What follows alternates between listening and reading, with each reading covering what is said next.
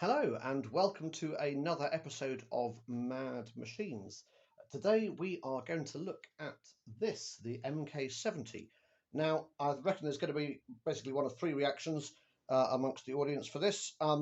One is going to be, wow, I've not seen one of these in use before, if you know what it is. Reaction number two is going to be, I think Charlie has gone mad and is now looking at sewing machines. And then reaction three, I think, are the people who own one. So it's not a sewing machine, and let me show you what it is. Rather brilliantly, it is a folding knitting machine. How cool is that? So the top comes off, and then we've got this box for all your yarns and so on. We've got all the accessories in the top tray there, and then the machine unfolds like so, and like so, and goes together. This unfolds like that, and there we are, one knitting machine ready to go. Now what I'm going to do is I'm going to set it up and then we'll talk a little bit about it. This machine is for sale, so if you want to talk to me about it after having seen this video, drop me a line on www.vintagekm.co.uk. I'm going to set it up and I'll come back to you in a minute. Okay, so here we are with the machine set up, and as you can see, I've been doing a few rows. I've been doing some Fair Isle, and actually as a machine, there's nothing massively original about it, in that it does perfectly good Fair Isle. You can see it's doing some perfectly nice Fair Isle there, and it does all the sort of tuck stitch and slip stitch and what have you. There are a few original things about it which are worth pointing out. And the first thing is that it has a very unusual gauge. It is a 6mm gauge, so it's slightly bigger than a standard gauge and not quite as big as standard mid-gauge gauge. But it's also got some other bizarre things about it. Firstly, it doesn't have a sponge bar. So what you can see down here is you can see there are some metal springs, or metal and plastic springs, that pop up when the needles come out and pop back down again. And that takes the place of a sponge bar, which means that you then don't have to have a sponge bar which somehow has to fold into three. Other sort of bizarre things about it, the entirety of the punch card mechanism is plastic, but it works perfectly well. Although it is not a 24-stitch punch card, it is an 18-stitch punch card. Irritatingly, this machine only has 3 of its original 6 punch cards, but I believe you can get 18-stitch punch cards still, so you could punch out your own. Just one last interesting thing to show you about this machine, and that is the tension wires. There are no tension wires above, but if you have a look, you've got these things on springs, which constantly tension them, and that's quite cool. So that's rather a nice thing.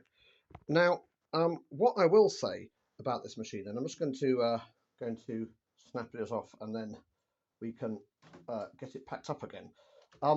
This is not a machine for everybody. As I said at the beginning, it is for sale, but there are some definite caveats which we need to talk about.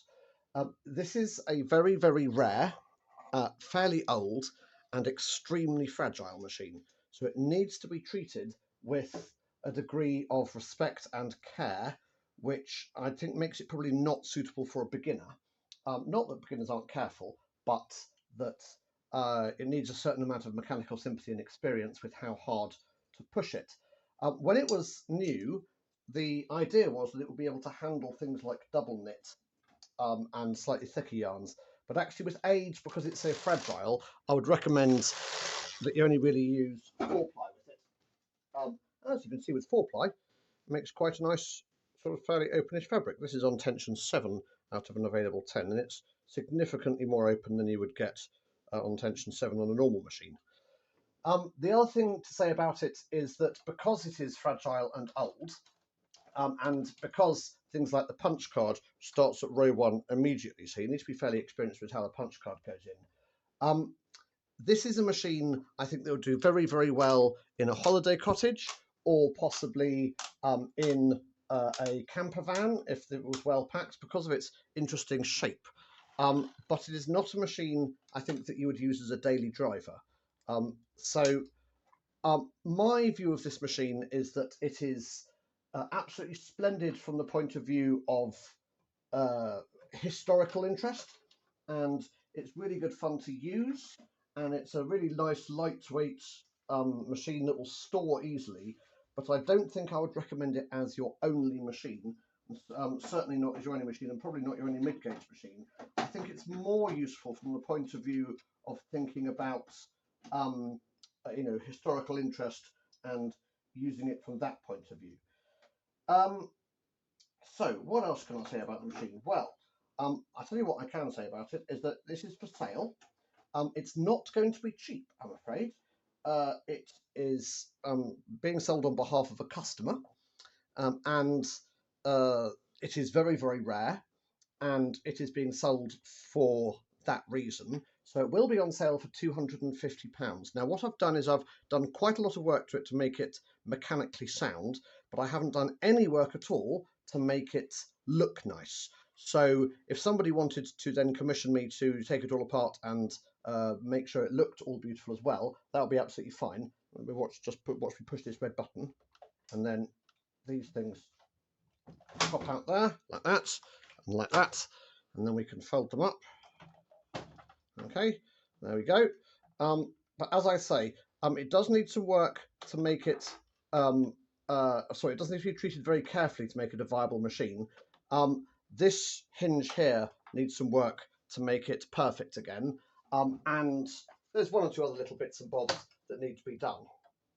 However, for the right person, it will be a brilliant machine to look at and think about and enjoy and to be careful with. And to that end, I think that it is thoroughly worthwhile. So it's going to go on my website. If you're interested, contact me about it, or you can go to my website and have a look. That will be www.vintagekm.co.uk. And thank you for watching. I shall see you guys later.